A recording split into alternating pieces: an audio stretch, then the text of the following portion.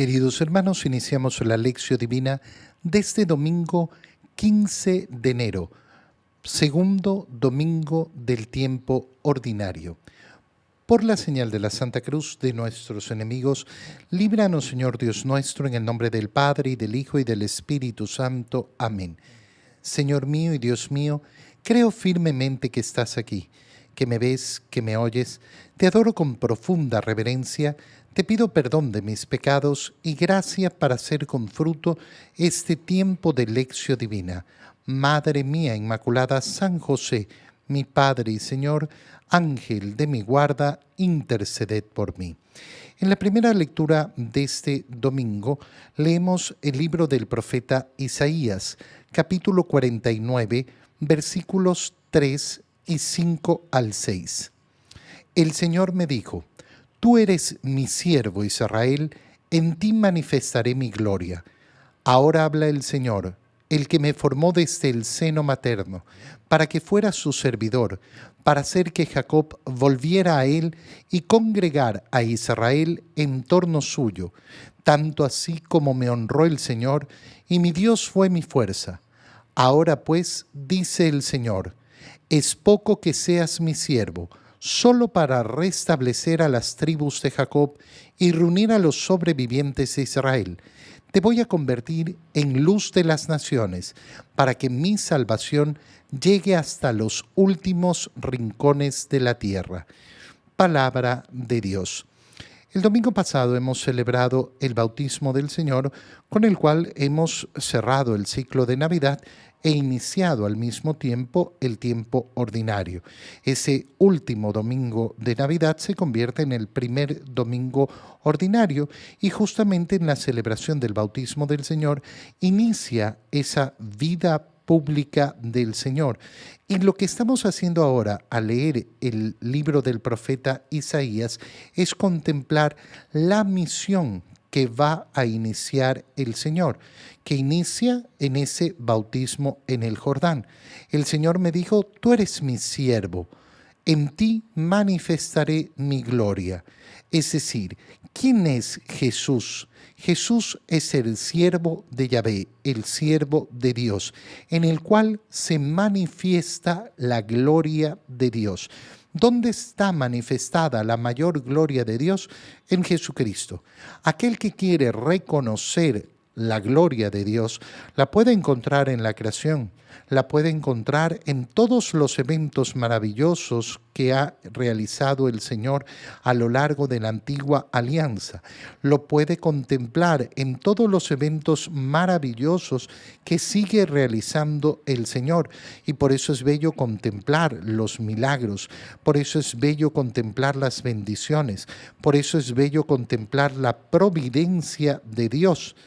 Pero solo en la contemplación de ese siervo del Señor vamos a contemplar la gloria de Dios, la maravilla y la grandeza de la gloria de Dios. Ahora habla el Señor que me formó desde el seno paterno para que fuera su servidor, para hacer que Jacob volviera a él y congregara a Israel en torno a suyo. Esa primera misión que tiene el Señor y la cual vamos a ver que se realiza en su vida pública. Por eso el Señor solo va a predicar en Israel, solo va a predicar al pueblo de los judíos, a los descendientes de Abraham. Pero dice el Señor, es poco que seas mi siervo solo para restablecer las tribus de Jacob y reunir a los sobrevivientes de Israel. Esto es lo primero que voy a realizar. ¿Por qué? Porque efectivamente es lo que le he prometido a Abraham, le he prometido a Jacob, le he prometido, a Isaac, a Jacob, le he prometido a Moisés, lo he ido prometiendo. He prometido esa alianza con el pueblo, pero es muy poco. Te voy a convertir en luz de las naciones. Y esto es precioso, Precioso porque nos está mostrando efectivamente cómo el Señor no está llamado solo a dar una salvación a un pequeño pueblo, sino a todas las naciones. ¿Qué es lo que quiere Dios? Que su salvación llegue hasta los últimos rincones de la tierra. ¿Y cómo se va a realizar esto si Jesús solo va a predicar en Israel? Porque esa misión del siervo de Yahvé va a ser extendida a sus discípulos. Por eso ser cristiano va a tener implícito siempre esa vocación de anunciar el Evangelio, de ser apóstol de Cristo, de manifestar y llevar la salvación a todas las naciones hasta los últimos rincones de la tierra. Si una persona dice, yo soy de Cristo, soy seguidor de Cristo, y no tiene afán apostólico, no ha conocido entonces a Cristo. No lo ha conocido verdaderamente, porque conocer a Cristo significa conocer a ese siervo de Dios que no está destinado para unos pocos, sino para que su mensaje llegue y su salvación llegue a todas las naciones. En la segunda lectura leemos la primera carta de San Pablo a los Corintios y leemos el inicio de esta primera carta a los Corintios, capítulo 1, versículos 1 al 3. Yo, Pablo, apóstol de Jesucristo por voluntad de Dios, y Sóstenes, mi colaborador, saludamos a la comunidad cristiana que está en Corinto, a todos ustedes a quienes Dios santificó en Cristo Jesús y que con su pueblo santo, así como a todos aquellos que en cualquier lugar invocan el nombre de Cristo Jesús, Señor nuestro y Señor de ellos, les deseo la gracia y la paz de parte de Dios nuestro Padre y de Cristo Jesús el Señor. Palabra de Dios. Parece que en una primera lectura rápida, leer solo la introducción de la primera carta a los Corintios no nos dice mucho. No nos dice gran cosa porque es el saludo de la carta. Pero sin embargo, ya hay en este saludo muchísima información y además muy vinculada con el tema de la liturgia de hoy. Yo, Pablo, apóstol de Jesucristo. Primera cosa, Pablo es un hombre individual. Sin embargo, tiene una misión.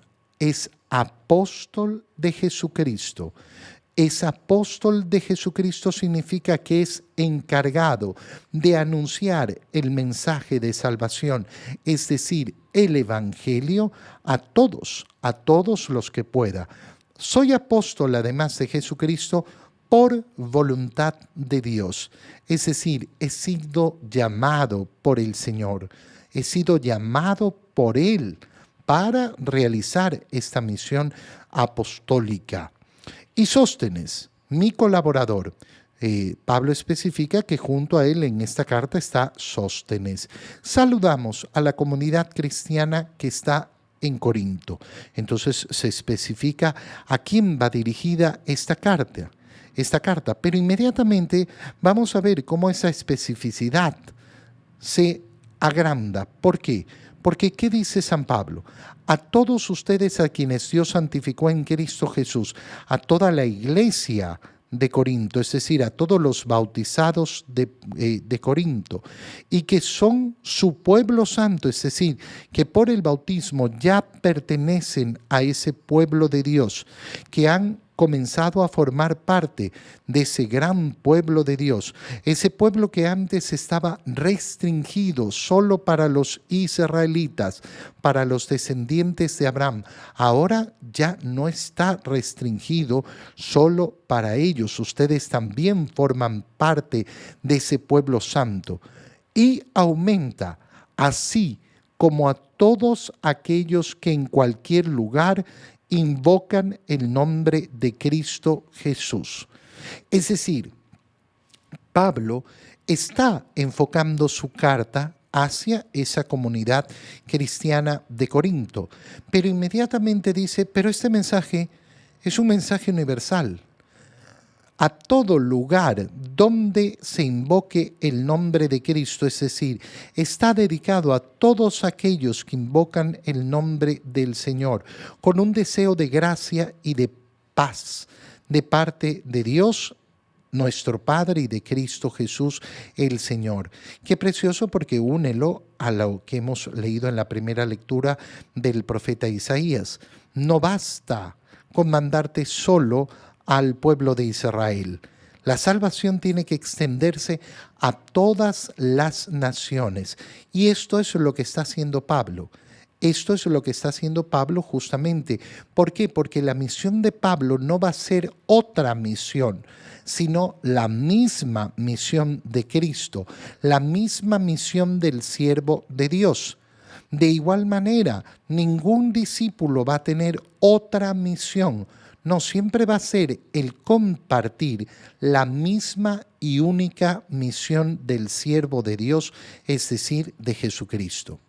En el Evangelio, leemos el Evangelio de San Juan, capítulo 1, versículos 29 al 34. En aquel tiempo vio Juan el Bautista a Jesús que venía hacia él y exclamó: Este es el Cordero de Dios, el que quita el pecado del mundo. Este es aquel de quien yo he dicho: el que viene después de mí tiene precedencia sobre mí, porque ya existía antes que yo.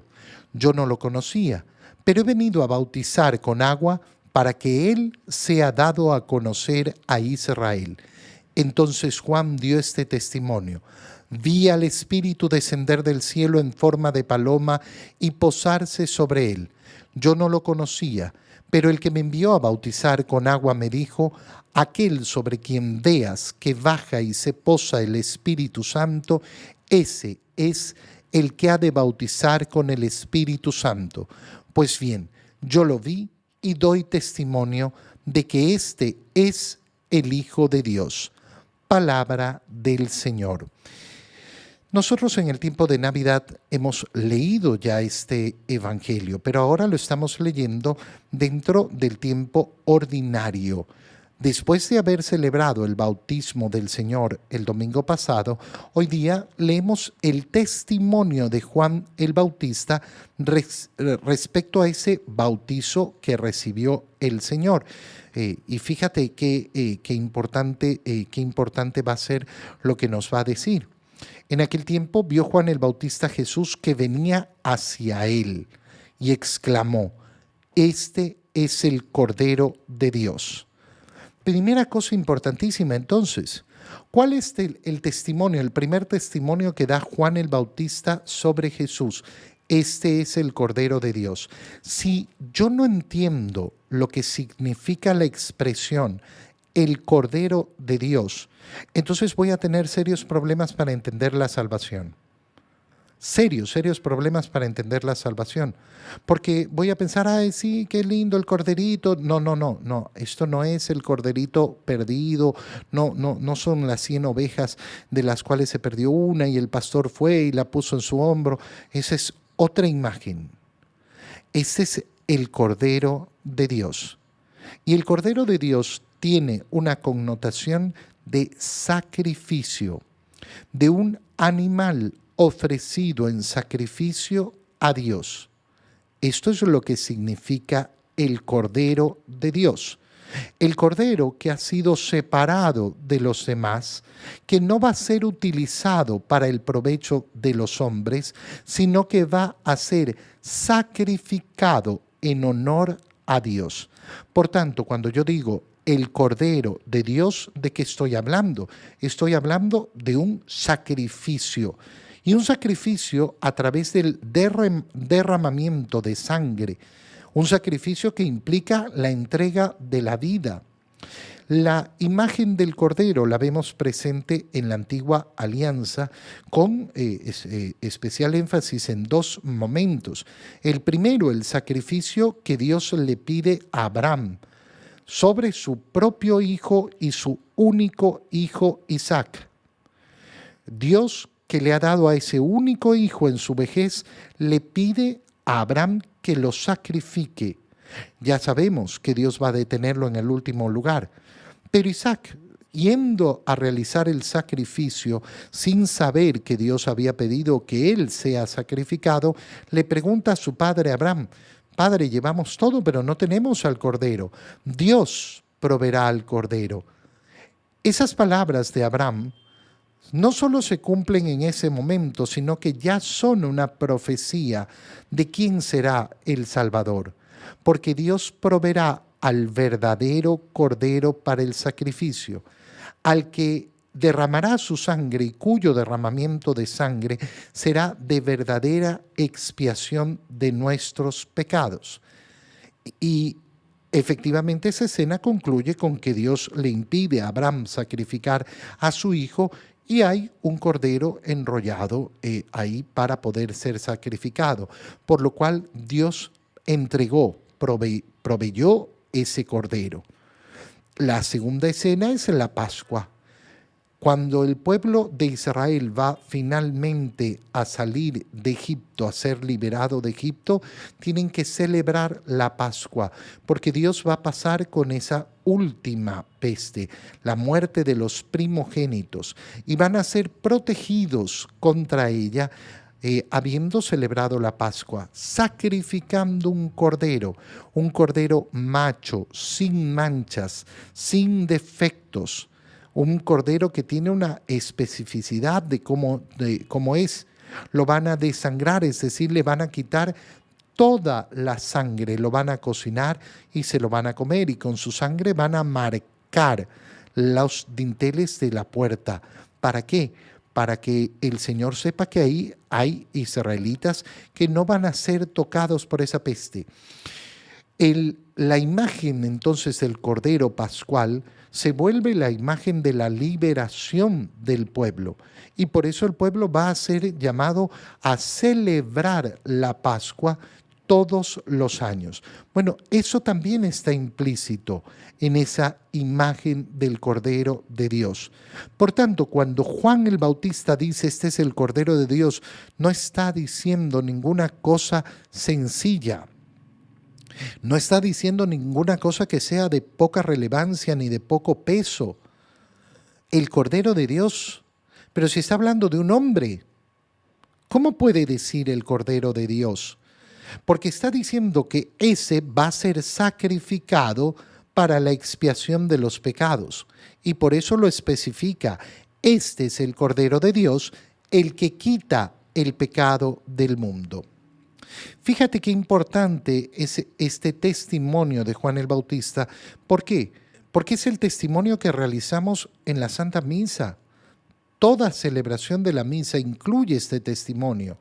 Este es el Cordero de Dios, el que quita el pecado del mundo. Dichosos los invitados a la cena del Señor. Por tanto, yo no puedo decir que creo en Cristo si no acepto el testimonio de Juan el Bautista. Pero si yo acepto el testimonio de Juan el Bautista para reconocer que este es el Hijo de Dios, tengo que reconocerlo como Cordero. ¿Y qué tengo que hacer con respecto al Cordero? Alimentarme de él, porque es el Cordero Pascual. Ahí es que entendemos a la profundidad de las palabras del Señor en la última cena, mostrándose verdaderamente como el Cordero Pascual. Tomen y coman, tomen y beban. Esto es mi cuerpo, esta es mi sangre, que se entrega por ustedes. Por tanto, la única manera de reconocer verdaderamente a Cristo y poderme llamar cristiano es viviendo en comunión, es recibiendo la Eucaristía, dándome cuenta que ahí está el centro de la vida de la iglesia. Aquel que quiere poner la Eucaristía a un ladito, no, lo importante es el amor al prójimo y ser buenos con los demás, y lo importante es que yo rezo y hago el rosario y pertenezco a no sé qué grupo, pero ¿comulgas o no? Ah, eso no. Esto era el centro, lo más importante, reconocer a Jesucristo como el Cordero de Dios. Este es aquel, dice Juan, del cual yo he dicho, el que viene después de mí tiene precedencia sobre mí, es más importante que yo. Para eso he venido a bautizar, para poderlo dar a conocer, para poder dar este testimonio. Vi el Espíritu descender del cielo sobre él. Y este es el testimonio de Juan el Bautista, el Hijo de Dios. ¿Cómo voy a dar yo testimonio a los demás? ¿Cómo voy a llevar el mensaje de salvación al mundo como venimos leyendo desde la primera lectura? ¿Cómo voy a ser apóstol de Cristo si yo no comulgo? Comulgar no solo es buscar la salvación para mí, es dar testimonio al mundo de que yo creo que Jesucristo es el verdadero Cordero de Dios, el que quita el pecado del mundo. Te doy gracias, Dios mío, por los buenos propósitos, afectos e inspiraciones que me has comunicado en este tiempo de lección divina. Te pido ayuda para ponerlos por obra. Madre mía Inmaculada, San José, mi Padre y Señor, Ángel de mi guarda, interceded por mí. María, Madre de la Iglesia, ruega por nosotros. Queridos hermanos, un feliz domingo para todos.